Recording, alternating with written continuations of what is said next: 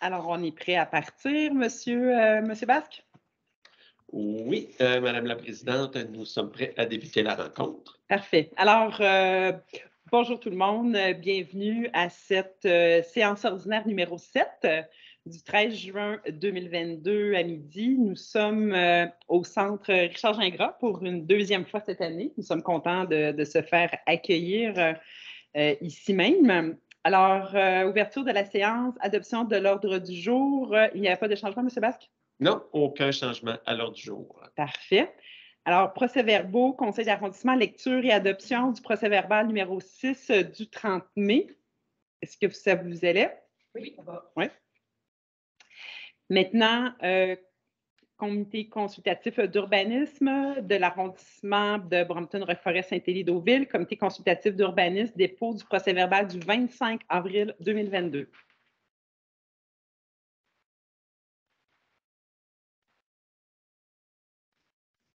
La période de questions des personnes présentes. Donc, nous avons une citoyenne dans la salle. Est-ce que vous avez une question?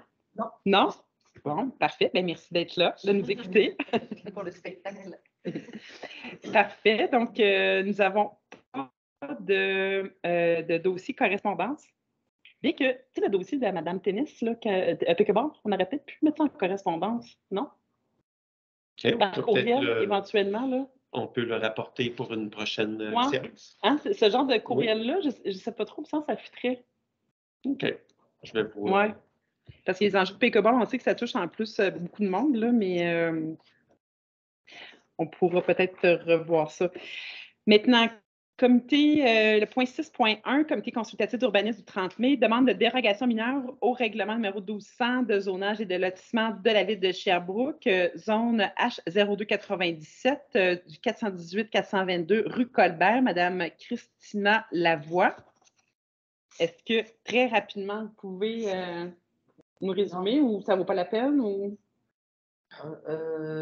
non, c'est juste que j'ai pas sorti le dossier. Ah, on n'a pas sorti. Bon, c'est pas grave. OK. De toute façon, on ne le faisait pas avant, de toute façon. Fait que c'était comme une nouveauté qu'on instaurait, d'expliquer davantage, puisqu'on a plus de public. C'est juste que là, j'ai pas ressorti les trucs, il faudrait que je les... Oui, tout à fait. Fait que... pas préparé dans les gens. OK, pas de problème. On en a plein nos bottes en ce moment. Donc, demande de dérogation mineure au règlement numéro 1200 de zonage et de lotissement de la ville de Sherbrooke, zone RUS 1176, 3528 rue Felton. Donc, M. Roger Dubuc, ça vous va? Mm-hmm.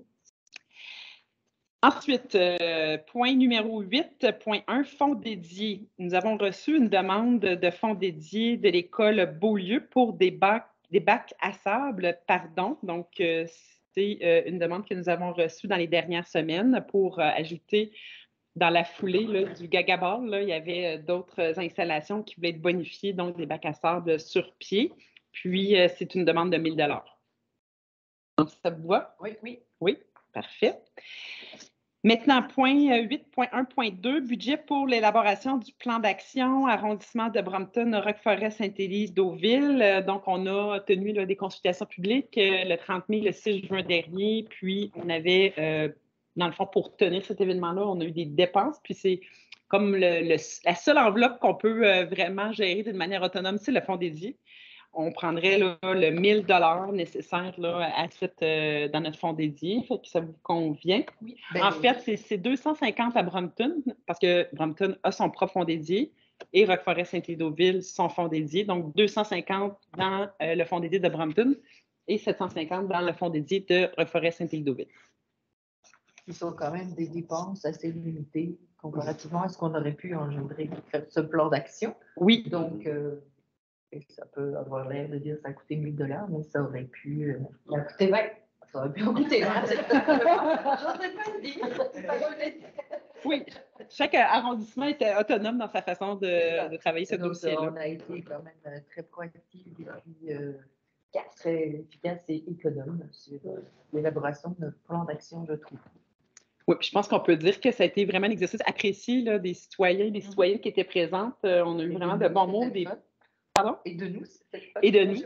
Oui, donc ça a été vraiment un bel exercice là, bon, on l'a dit, hein, c'est un début, la démarche là, de notre plan d'action. Il n'est pas dit qu'on ne retournera pas pour consulter pour certains éléments, mais vraiment à retenir là, comme expérience, on a beaucoup aimé la formule. Maintenant, dépôt du budget des frais de représentation 2022, arrondissement de Brompton, Roqueforest, Saint-Élie, Deauville. Alors, c'est un dépôt, là, on n'a pas encore beaucoup d'événements là, dans ce fonds-là. Donc, pour un budget total là, de 10 000, là, on a engagé des dépenses de 1 793,95 à ce jour. Maintenant, nous sommes maintenant rendus à... Ah oui, déjà? Le point 9.1.1, prolongation des heures d'ouverture des bibliothèques Bertrand de Lille et secteur de Saint-Élie. C'est un dossier que nous avons vu tout à l'heure en atelier. C'est un projet c'est un plan triennal là, qui était prévu. Ben, je sais pas, est-ce quelqu'un qui peut l'expliquer qui est bien saisi ou j'y vais? Ah? Je peux parler de l'initiative, c'était dans l'autre mandat. Oui, c'est ça, exactement. Donc, c'est un projet là, qui était prévu en 2019. On avait eu une rencontre entre les élus et le service de la bibliothèque pour augmenter les heures d'ouverture de l'achalandage et aussi d'avoir des heures d'ouverture qui sont en dehors des heures de travail normales pour offrir un meilleur service à la population, notamment pour les heures de soir et de week-end, de pouvoir augmenter cette offre-là. Et on nous avait présenté un projet en 2019 qui avait été fort apprécié par les collègues là, de l'arrondissement. C'est une entente, c'est un projet qui a démarré vraiment dans le mandat précédent.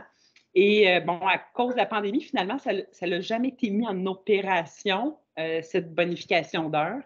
Mais là, en fait, on peut... Aujourd'hui, on a eu une mise à jour de ce dossier-là et on espère, ce qu'on nous a mentionné, c'est que dès septembre, les heures seraient prolongées d'environ 50 de plus, là, autant dans la bibliothèque de Saint-Élie que la bibliothèque j'ai Robert de Lille, Bertrand de Lille, pardon. C'est ça, donc une meilleure offre. Là, fait que vous pourrez consulter le site web de la ville là, pour avoir les heures exactes d'ouverture à l'automne prochain. Ça serait 8 heures pour Saint-Élie et sur Bertrand de Lille, c'est une quinzaine. 19 heures? OK. 19 heures. Oui, c'est une bonne nouvelle parce qu'il y en a qui aiment vraiment beaucoup ce service-là. Maintenant, pour le point 9.1.2, point de service, Maison des jeunes Serge Forêt pour l'été 2022. Donc, modification, tout comme l'année, les 2 dernières années, là, on a eu quand même des bons défis là, de gestion de jeunes dans nos parcs et on avait demandé là, de l'aide de la Maison des jeunes, notamment pour voir comment on pourrait peut-être animer et encadrer les jeunes dans les parcs. On avait un projet pilote l'année passée. On souhaite maintenir ce projet pilote-là.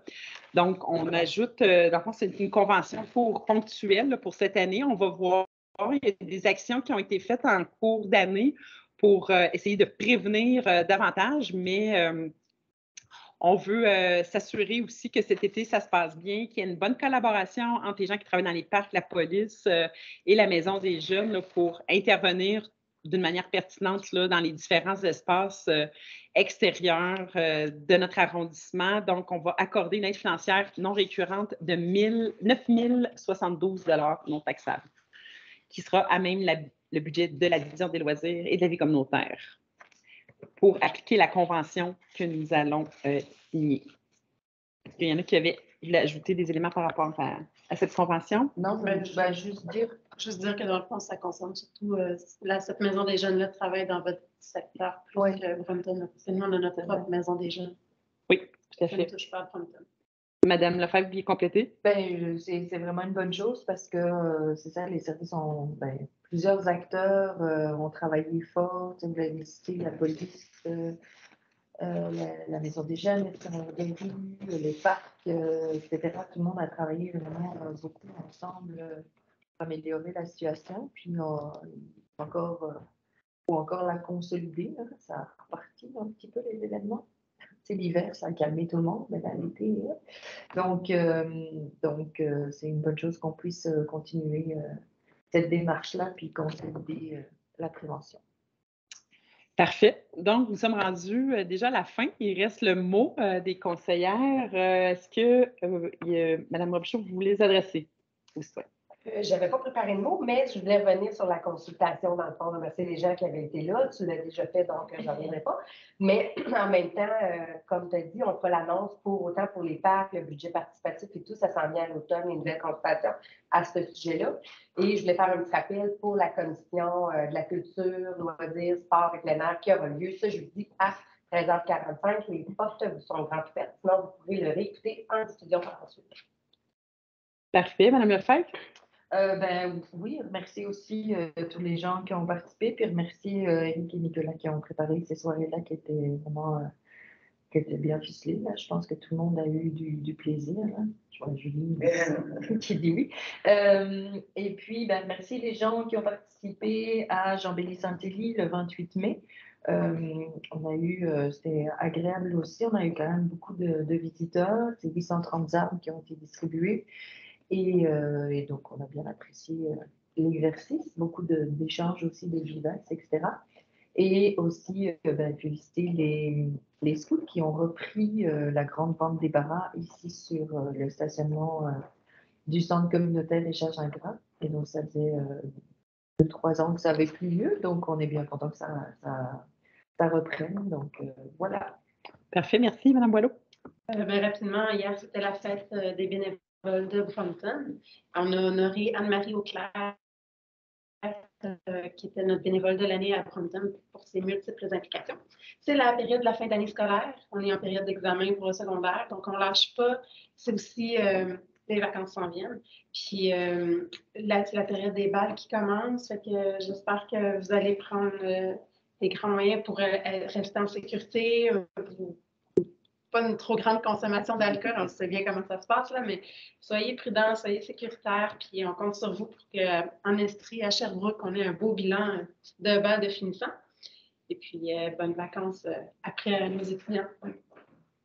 Oui, bien, merci beaucoup. Donc, merci beaucoup. Ça fait le tour. Je ne vais pas en rajouter. Je pense que mes collègues ont bien résumé là, les derniers événements. Puis, on se revoit avant l'été. Là, on a très hâte.